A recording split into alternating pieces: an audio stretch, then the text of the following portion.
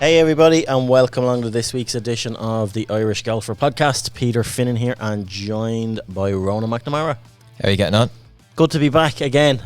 Yeah, we're back for maybe the first time in God knows how long yet again, but we're back. No, we've never been as back. No, we've never been as busy. It's just off the charts. We're here, there, and everywhere. We're doing some road miles and air miles this last couple of weeks. Do you realise Leeds haven't won since we did our last podcast? This is what we need to turn the tide, Pete. Yeah, stuff. No, we won't talk about Leeds till the transfer window's closed. You know, I might have to. I have my own exit clause out of that club if they don't get their act together.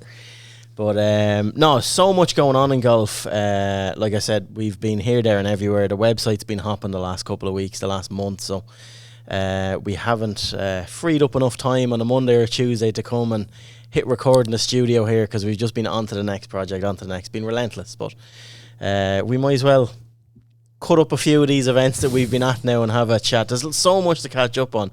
We might as well start from now and work our way back. Like, there's a lot went on this weekend, but we'll start off with the amateur stuff. You were in Dunleary the last couple of days at the AIG Irish Close, and turned into some finish.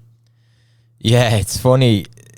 Two real novices at this level at the top of the leaderboard, and they served up an absolute classic. Like, the last, I think, 45 minutes to an hour was just ridiculous. It was bonkers.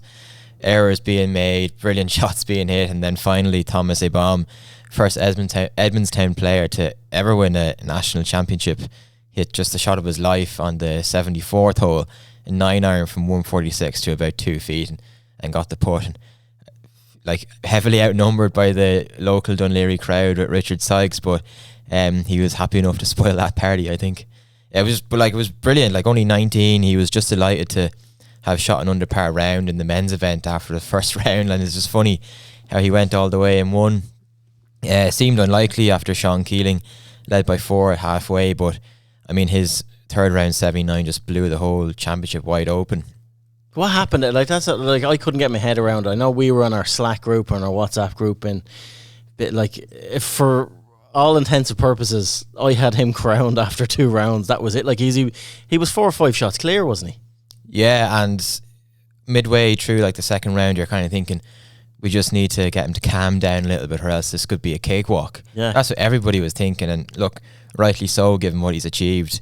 But yeah, it just didn't happen for him on the third round. 10 over through 13, so it ended up being a good 79, and it was a 79 that actually still kept him within a chance of winning. He was only 4 back then, going into the last 18 holes, but yeah, just too many mistakes. Took I think a quintuple bogey on the 15th. Yeah, he had a 9. And that just really sucked the life out of him, because he had a good start up until that point. He was 1 under through 3 holes, starting on the back 9, and yeah, just faded away. And 9s happened the best of us. It'll leave a mark. Like, 9s happened the best of us. 9s happened to me in a championship. Happened to you in the mid-arm this year, didn't it? Yeah, an L9. You know, it can't be avoided. No, it happens to the best of us, all right. But it just made for a thrilling championship. It was just carnage morning. It really was. And then the afternoon was just, I think it's as tight as I've ever seen a championship go down. Like, Richard Sykes, 8 pars in a row on the back 9. Bogeys the last. Didn't get up and down from just over the back. Thomas Abom, birdies 17 to go 1 in front, and you think, right, this is it, your chance to win. Hits the second shot just short of the green on the 18th, and he's probably the only person in the world who would have chipped from the fringe 60 feet up the hill, when all he needed to do was just lag a putt close. Yeah. Chips 8 feet by and lips out, and you think, oh my God, has he blown his chance? Like, Richard Sykes, all of a sudden another chance to, win, and the Dunleary crowd come funneling back down the 10th fairway, and yeah, Thomas lips out then in the 73rd. Probably fortunate to lip out. It was one of those lip outs where if he didn't lip out, he was going about 7 feet by, and pumped a drive down the 74th and just hit an outrageous approach. And to be fair, Richard lipped out from about 25 feet as well, so I think Thomas was a deserving winner just for the resilience that he showed throughout the week. I mean, leading after round 1, 66, doubles the first in round 2, doubles the 15th, birdie 17, doubles the last. So 3 double bogeys in a round where he had 7 birdies as well. Just true resilience. And he just hung in all day. Like, 36 holes, it's a real marathon, and it's kind of hard to know where you are at the best of times because it's all kind of scrambled, and there's the final group that starts the morning starts the afternoon, so he ended up not playing with the person who was closest to him, so he just dealt with it really well. And he's a calm character. I think everybody saw in the interviews. Doesn't give too much away, but there was a few pints drunk in Edmondstown last night anyway. Yeah, I'd say there was. What really stuck out for me in this championship is how stacked the leaderboard was the whole way throughout. The format really works in this, like, you know, just your straight stroke play competition. Like when you've Abom at the top, Sykes, and you've Hugh Foley, Ryan Griffin, Sean Keeling, Luke O'Neill, Gavin O'Neill, Brian Doran, who's been like off the charts good over the last month from Millicent. Like, so that I didn't see the type of consistent form. I know he's got his win, and he's got some he done class golf down in Mullingar, but he has really come out left the field this year and stood up to the plate. Like, I think he's still leading the Bridgestone Order of Merit, isn't he? I think so, yeah. Like he was impressive as well, the bits I saw of him on a Friday and Saturday.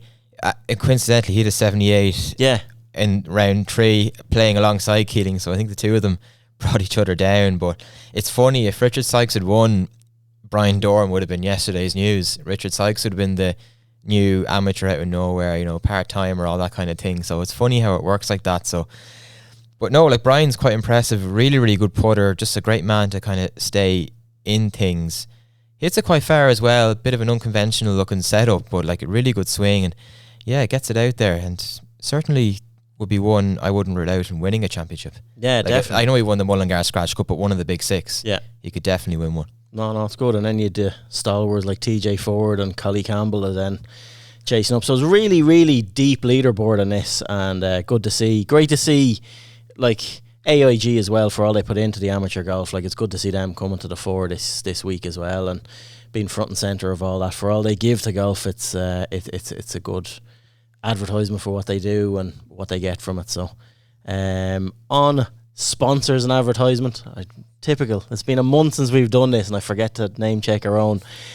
We're sponsored by Flowgas, who are supporting every level of Irish golf, from the amateur scene right up to the pro ranks, with some of our leading top professionals coming through in the game now. There's a bit of a change in the weather going on now, so if you are looking for any of your energy needs, flowgas.ie, they've all sorts of packages there, be it gas, electricity, everything on that. So yeah, the leaves are starting to fall off the trees now, so it's time to start looking at the old lecky bill again for next year. It's that time of year it starts to become difficult to find golf balls in the rough. Exactly, but like AIG, you know, like I'm saying about sponsors in amateur golf, like there aren't too many of them, and Flowgas are really pumping it in this year as well, and supporting every level of golf, so like you're saying. So yeah, flowgas.ie.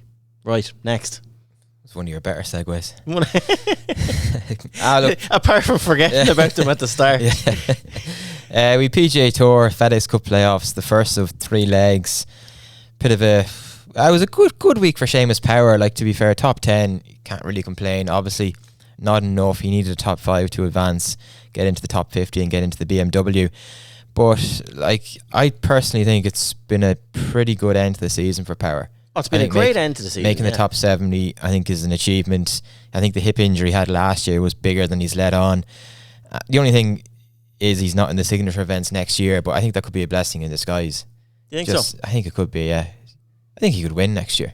Oh no, listen, he has the game to win, there's no question about it. I just, we go back to this time last year, Shane Lowry was in a similar position then he is now. Lowry started off this season not in any signature events, gets a MasterCard invite, and Arnold Palmer does really well and kicks on from there. So and Seamus is that good. Like, he proves it, to get, what did he finish up, 54th, 55th on the overall rankings. Like, you're so close, given that he spent so much time injured at the start of the year, like you're saying, juggling here, there and everywhere. So but like, to finish in the top 70 is really good. It doesn't sound good because he hasn't progressed and he hasn't got the signature events, but I mean, it's just so, like, the fields are so condensed now. Like, the signature events, the fields are so small, and even like to get into the playoffs, you have to be in the top 70, no longer the top 125. So it just shows how well he played, despite still, I think, being plagued by a bit of an injury. Yeah, I know, it's good. Listen,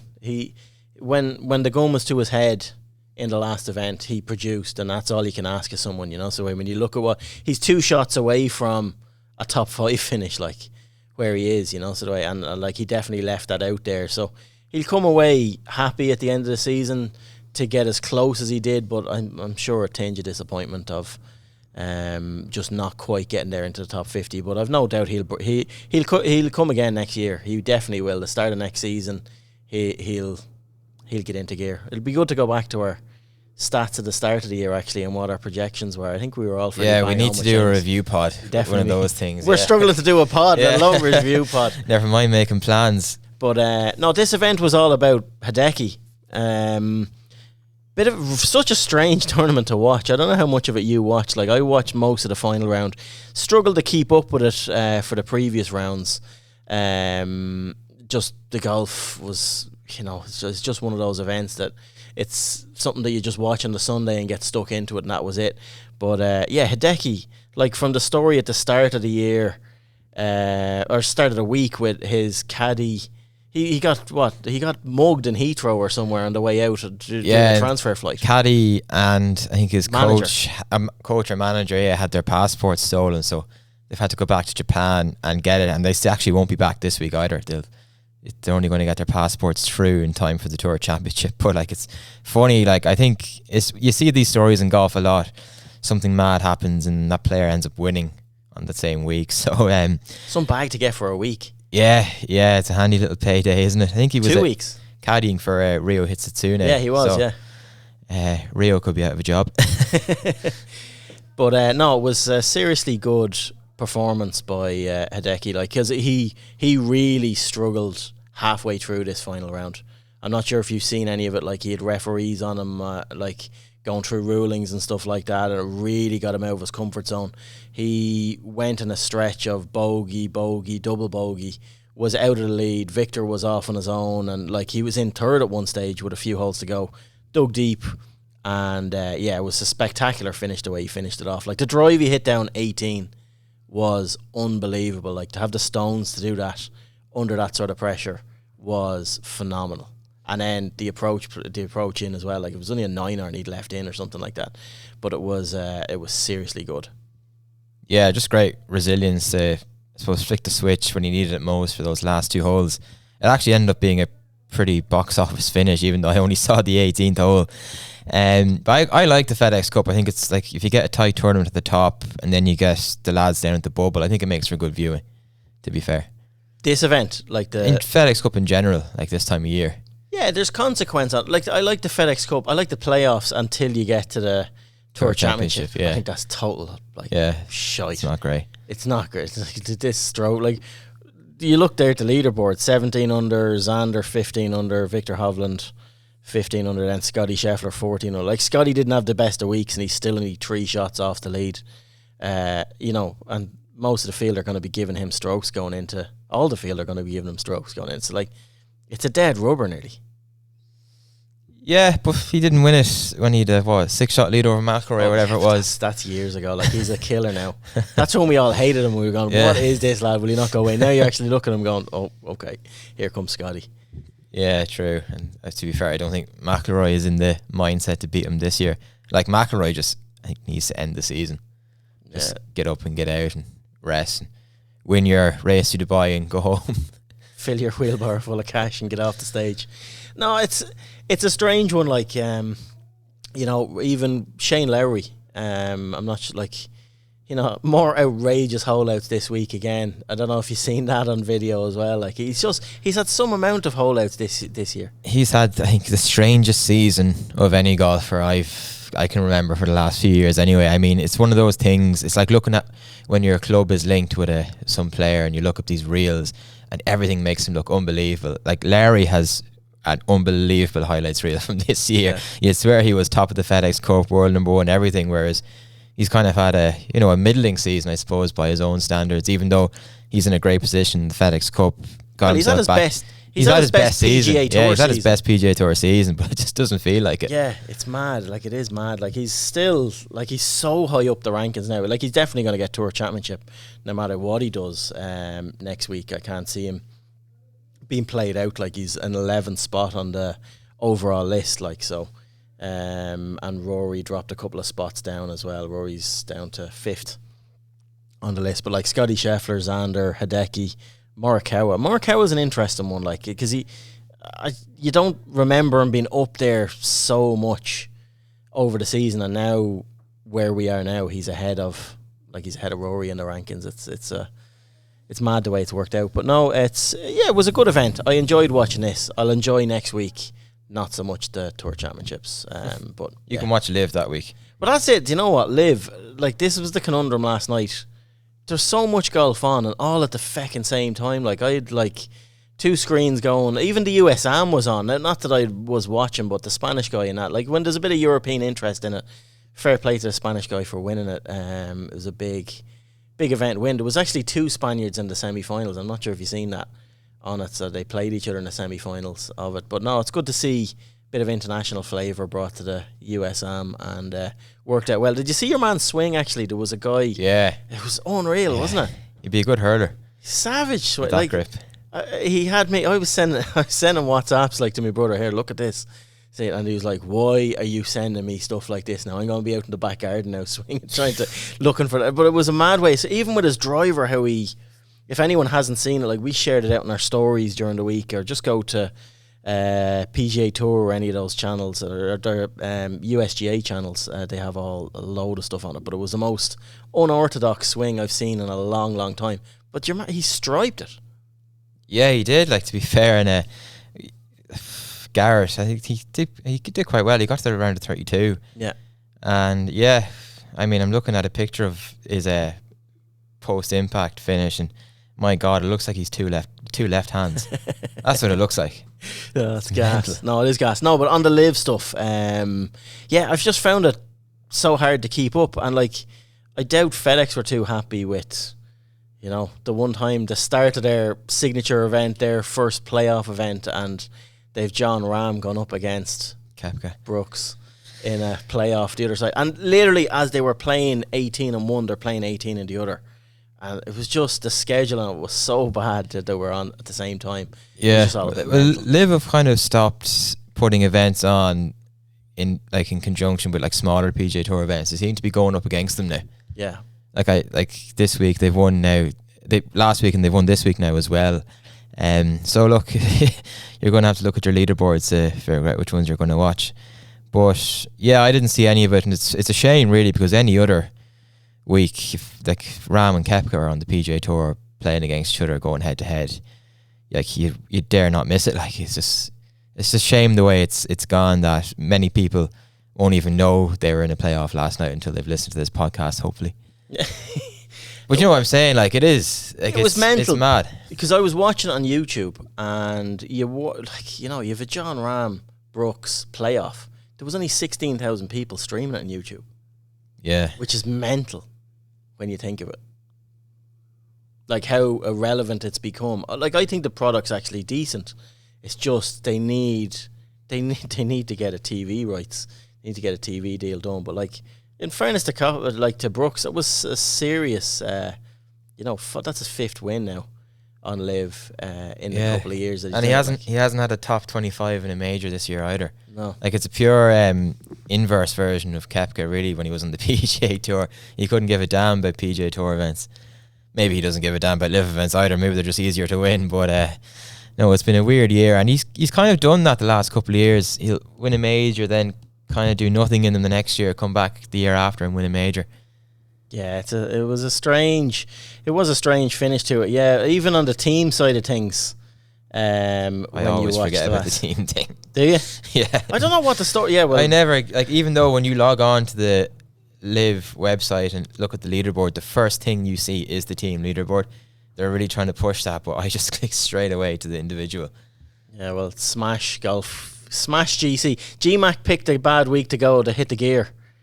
To be fair, yeah. Like, misses a week like this, the boys go and break all the records. John Catlin, ex-Irish Open champion that won up in Galgorm that time behind closed doors, he stepped into GMAC shoes, and he's had quite the run as this little substitute, hasn't he? He did it for Bryson's team, and now he's done it here for Smash GC. Little snake going from team to team, just hovering up a few pound.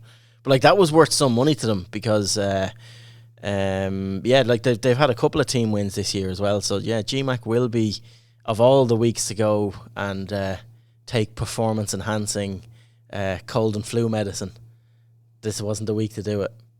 Yeah, and GMAC needs a decent week sometime because he's outside of the lock zone, I think they call it. So, like, if you finish in the top 24, your spot in LIV Golf for the next year is secure. Open zone, then he's 26, so the top from 25 to 48 are in the open zone. So you either face a potential trade or release by your team if you finish in that category. But then you can say he's improved because last year he was in the drop zone, so, you know, he could be trending. Exactly. No, Kokrak was actually, he was on the shit heap before this as well, and he's got a good individual thing. But it's hard to follow it. Even, like, I can't. It's one of those things where, like, I didn't know about the open zone or the lock zone or the drop zone. Well, I knew about the drop zone. I didn't know about the open zone or the lock zone until you actually hear about it. Yeah. You have to actually read it or see it in something to actually say, oh, well, that's all right. No, it is. It was a bit mad. We had some decent finishes by the Irish on the seniors as well. Clark, I seen, had a top finish. Yeah, he was third. He's kind of been... He's lost a lot of weight as well. Yeah, he looks well, fit. but he's sort of been off the scene, I suppose, in the Champions Tour. Like, a lot of the coverage is kind of dominated by Harrington this side of the water, unfortunately. But no, third was pretty good, and Tenagawa had a good win as well. Always good to see boys with the cowboy hats winning. Right, where do we go from here after that? Because there's loads of bits that we've kind of missed out on over the last couple of weeks that we should really press the flesh on. PGA circuit. Carney won the Irish PGA last week. Last week now. It was last week now, yeah. So busy. Yeah, he won it by 6 in the end. Final round of 66. It never looked like a 6-stroke win, did it? Like, it did. You were there on the final day on the Sunday. Yeah, like, he was bogey free, but in fairness, like, he was going out, I think, tied for the lead with Colin Moriarty. Mick McGeady was a shot back, and then early on, Mick had a good start, so it kind of became a 2-horse race between himself and Niall. Then around the turn, Niall pulled away and Mick kind of just ran out of steam. Like, you're at that level, Niall Carney is a bit of a juggernaut. If he gets going, you know, you're struggling to hold on to him, and he just kind of powered home. It was a procession in the end, but it's his third PGA win, a third Irish PGA win, so he's got a bit of pedigree at this level as well. And he's trying to get to Christy O'Connor's Magic 10 and be the king of Royal Dublin. That'd be some feat to get to that. Yeah, no but it's funny, like, it's mad. Funny where he is now, because he was, I think, top 10 in stroke average on the DP World Tour, and he didn't keep his card because he didn't get the starts. Yeah. I mean, it's, if you reverse back time and he had maybe got 1 or 2 more starts where he could be now, but, like, if he plays a lot at this level, he could be a serial winner. Oh, he is. Like, he's too good. Like, I hate saying that. Like, he's too good for the circuit. Yeah. Like, I'm not disrespecting anyone else on the circuit. There's so many lads that are too good, I'd say, for the circuit. But it's just getting that opportunity to do something on bigger tours. And, like, you know, when you look at someone like Simon Thornton, who has all the opportunity over the next month now coming in, he's kind of struggled a little bit over the last month to build on his game and get stuff. And, like, even results that he had, like at the Irish Challenge and the K Club, he would expect a little bit more himself out of that. But he's some serious opportunity coming up now, playing the Irish Open and the BMW PGA, and hopefully he's one of them that gets that opportunity and the door opens and he kicks on through.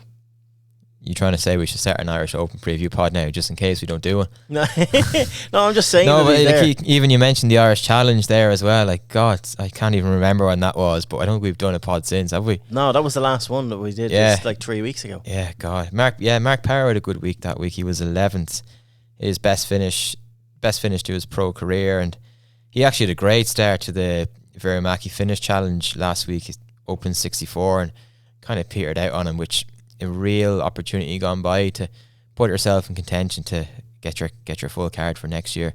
Kind of kicks him back down the rankings a bit. Even Connor has struggled since the win. Yeah, 2 missed cuts, but he did have a good second round. Yeah, wherever it was, he wasn't playing last week, the week before. So, like, this week's a big one for him, just to kind of get back on the horse. Just cement your place, yeah. Yeah, because you don't want to go on the slide and kind of start looking over your shoulder at 18th, 19th, 20th place. Like, he's still 6th. Like, he's not really in any danger, but, you know, he's 8th, actually, sorry, but maybe he is in a bit of danger. But no, you know yourself, like, you just kind of want to consolidate your place and start getting a few top 15s and the odd top 10 here and there, just to keep everybody else at bay. No, totally. The one of story actually on the PGA circuit is so funny. Timmy Rice. I always love a good Tim Rice story. But he was thereabouts in the Irish PGA, just didn't get close enough to make a challenge on, but he's still up there. But the week before it, the Bellewstown Pro-Am was on.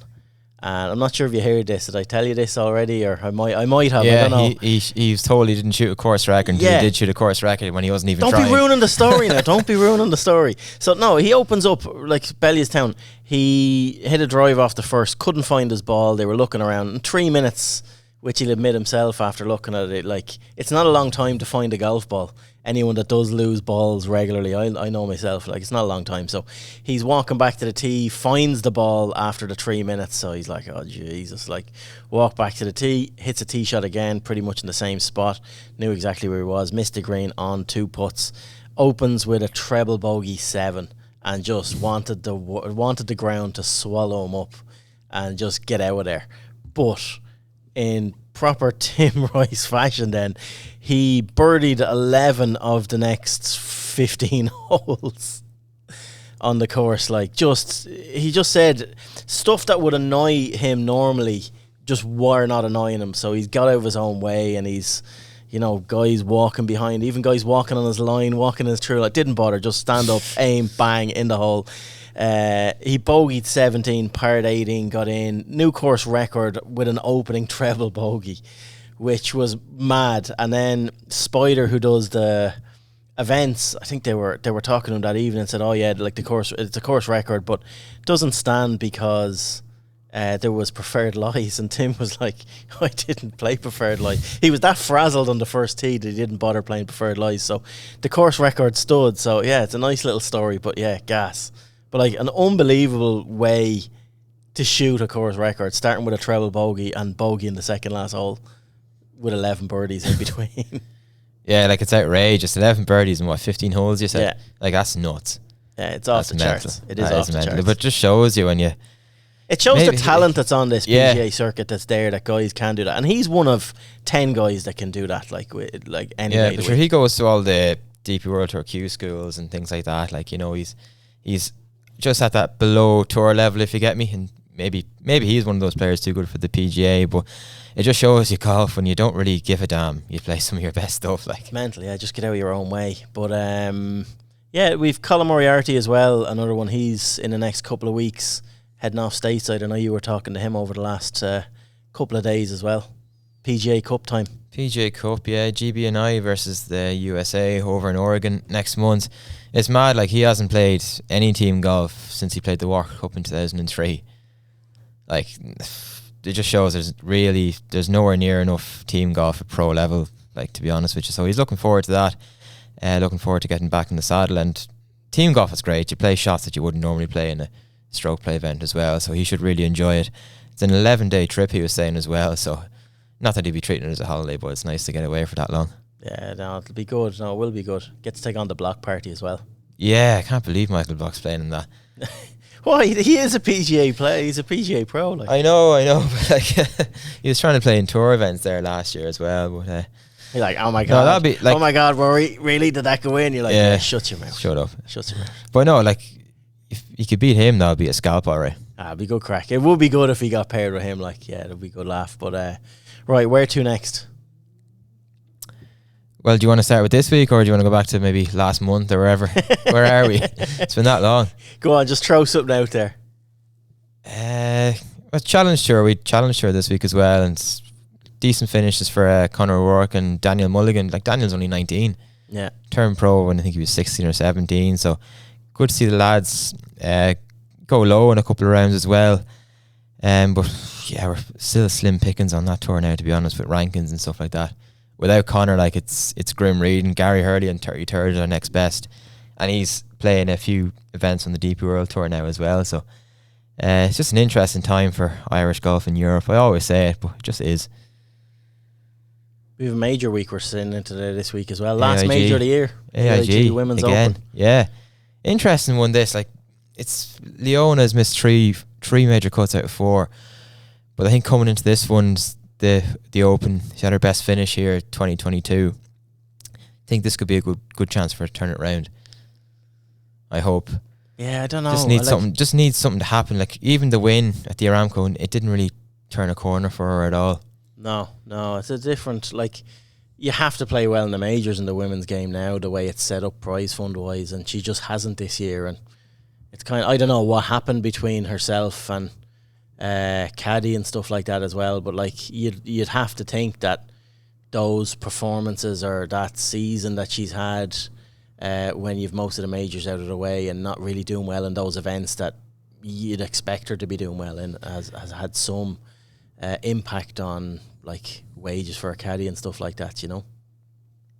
Yeah, and like her world ranking's been on the slide now as well. You know, she's 32nd now.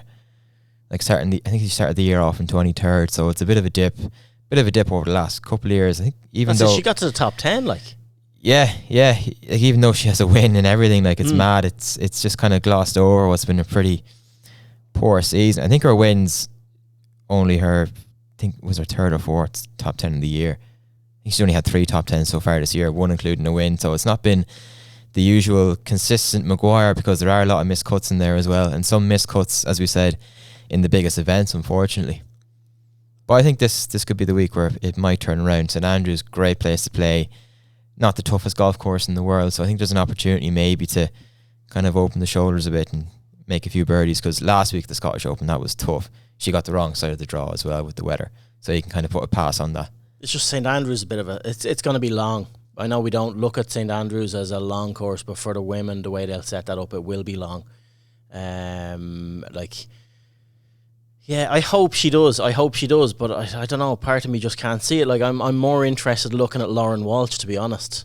Yeah. Gone out there, like, her run of form into this has been off the charts, like, and I just love how confident she is. Like, she, you know, if Lauren Walsh turned pro 2 months beforehand, there's every chance she would have pipped Stephanie Meadow and went to the Olympics instead of her as well. She was playing that well and that consistent and racking up the points and the appearances, you know. So yeah, it's going to be very, very interesting. I'm very interested to see how Lauren does this event. Her first pro start in a major as well. Made the cut as an amateur in Carnoustie 3 years ago, but like as you said, her form has been really, really good. Couple of top 3 finishes, and she's moved up into the top 20 on the Order of Merit as well, which is just a serious achievement, you know, in your rookie season. Like 14th on the Order of Merit. I think she was 11th starting last week before the missed cut. So like, she's got a lot of big weeks coming up now. This is the first of them. She's got the Irish Open, of course, debut in that event next week. Then she's got LPGA Q School then as well. So it's probably a big month of golf coming up for Lauren, to see where she's at and where she's going to be playing next year. Because like, she's the potential to get off the LET, certainly if not this year, next year. It's hard to believe that snuck up. The KPMG Women's Irish Open is next week in Carton House. Yeah, it was great to see the women's golf take a bit of spotlight as well, like with the Women's Open this week and then the Irish Open the week after. And like Lauren, it's great that she's there. She's going to bring a lot of support with her.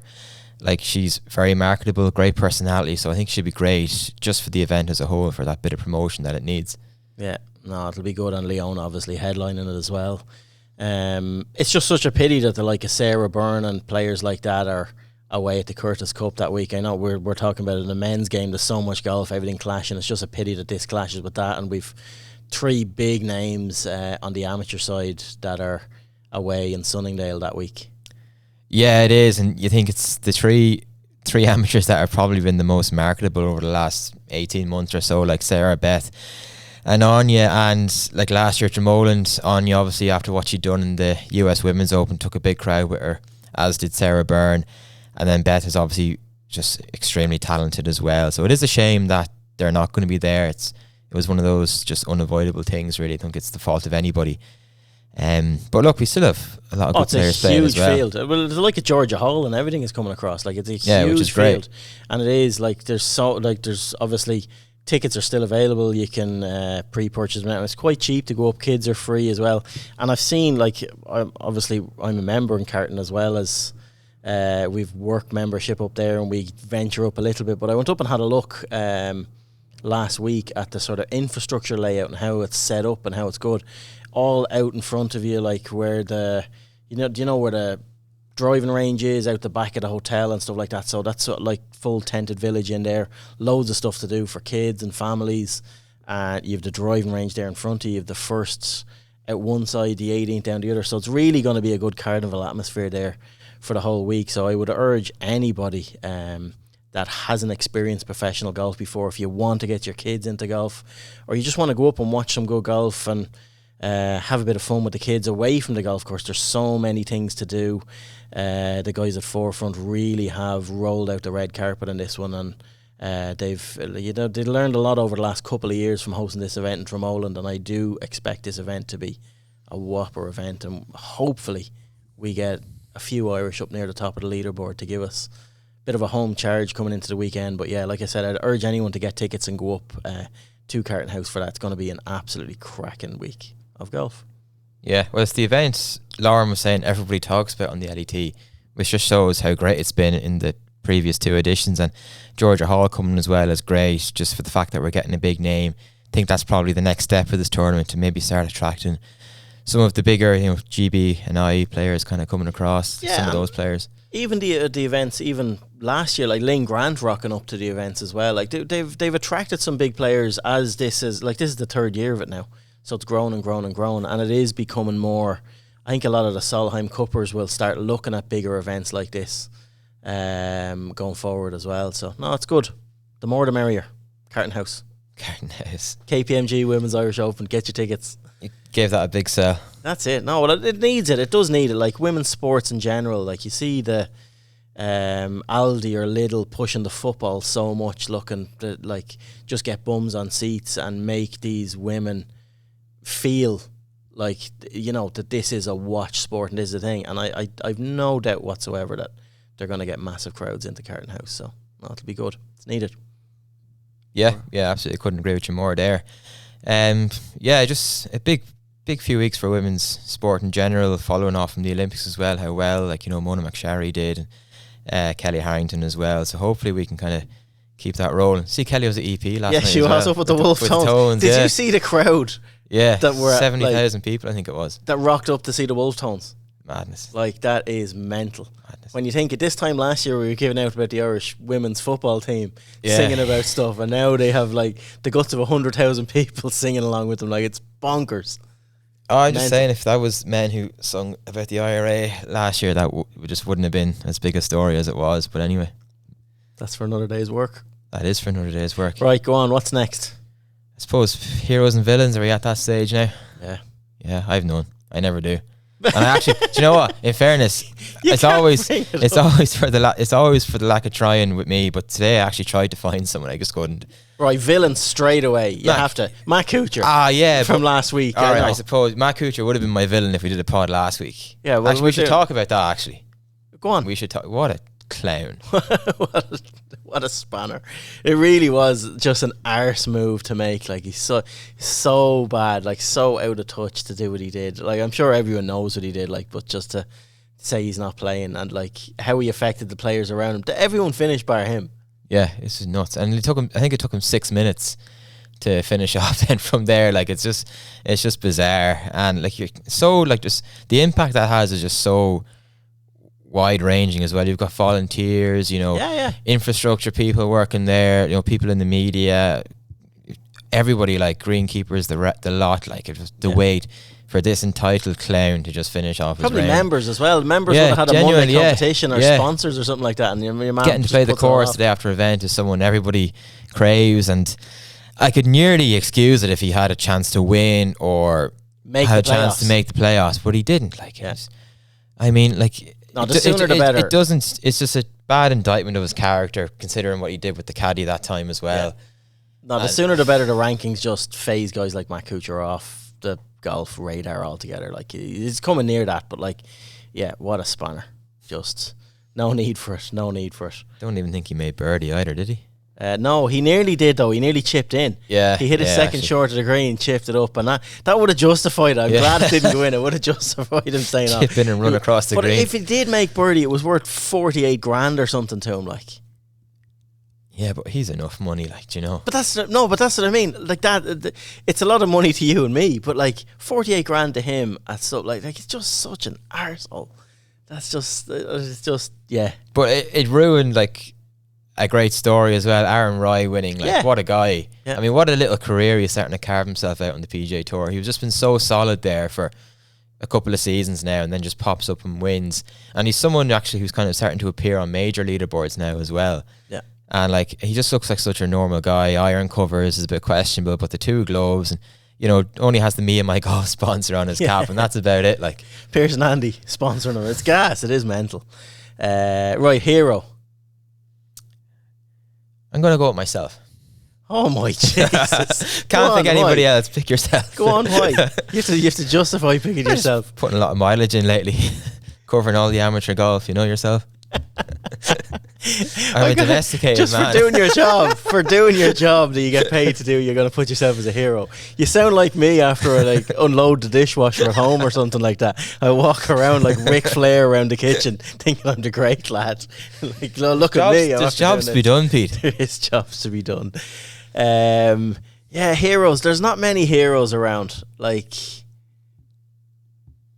no. Silence. There's none coming. Like, I didn't write any down. Normally, when you're chatting around and going through bits, but like, no, there's not many. You know, we kind of give the hero status away a little bit too much from week to week.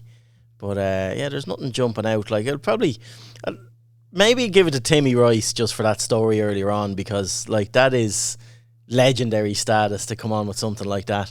We didn't go into the men's Olympics, all that sort of stuff either. No, that's just not. Like, that we missed out. Let's just ignore all that. But I'm surprised you didn't give it to like a Thomas Abom or someone like that. You can't give it to winners though. Like, they're already heroes. Yeah, they're already. Not all heroes wear capes, you know. But no, yeah, yeah. Let's just leave it at that then. That's it. There's nothing else. Nothing else. We promise we will be back. It's not 3-week interval. It's not the monthly Irish Golfer podcast, but no, we will be back next week. We will obviously a lot more to catch up on. Another busy week. We'll have a major to review. We'll be into the meat and drink of the FedEx Cup as well at that stage, whittling down to the Tour Championships, and so much going on. So yeah, thanks to Flowgas for the sponsorship. As we said earlier on, flowgas.ie. Have a look at their offers that they have there. They support golf deeply, so it would be great if you could support them back. And for me and Ronan, thanks for tuning in, and we'll be back to you again next week. Cheers, bye.